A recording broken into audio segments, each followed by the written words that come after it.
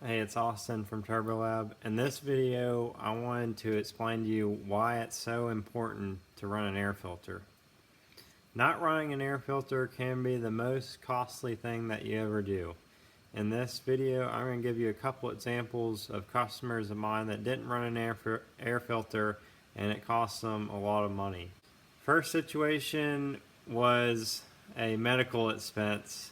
This guy had his car on the dyno and it didn't have the air filter on the turbo, so he was checking the suction on the turbo, and when he did that, he was in the middle of the driver was doing a wide open throttle pull, and it sucked his hand in and cut one of his fingers off.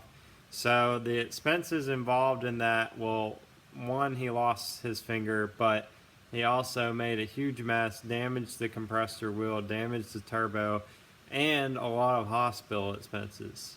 But the next situation I want to talk about was a really expensive turbo. They're like $3,000 or $4,000.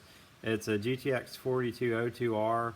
So this guy, I don't know if he wasn't running an air filter, but for whatever situation happened, something got sucked inside of the turbo and it ruined the compressor wheel.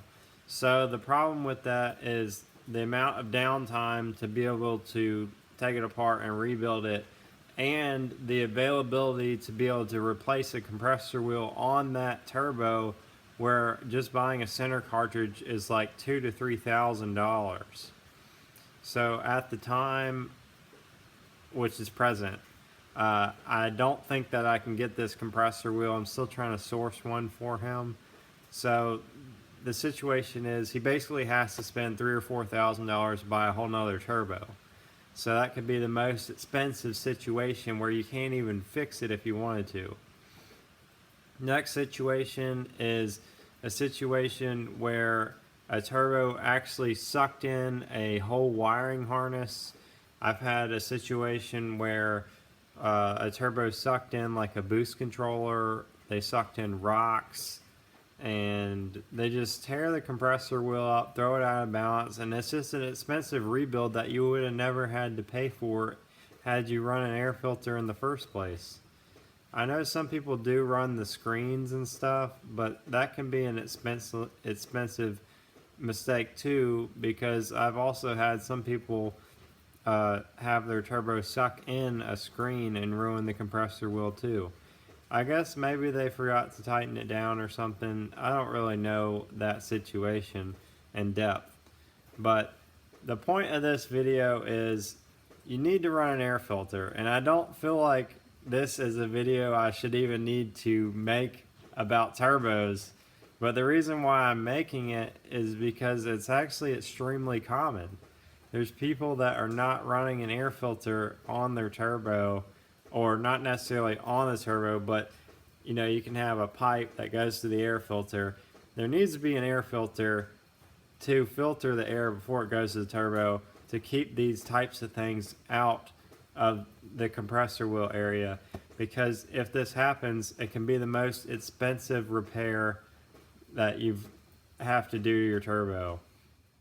Here's a compressor wheel that got really beat up by some kind of foreign material getting inside of the compressor housing and then just chewing the blades up. I did have a situation where a wiring harness was sucked into the anti-surge of the compressor housing and it was really hard to remove. I did have a situation where one of my customers drove 7 hours to come pick up a set of turbos, and when he got here, we popped the hood on his car and realized he didn't even have an air filter on his car, which goes directly to the turbos.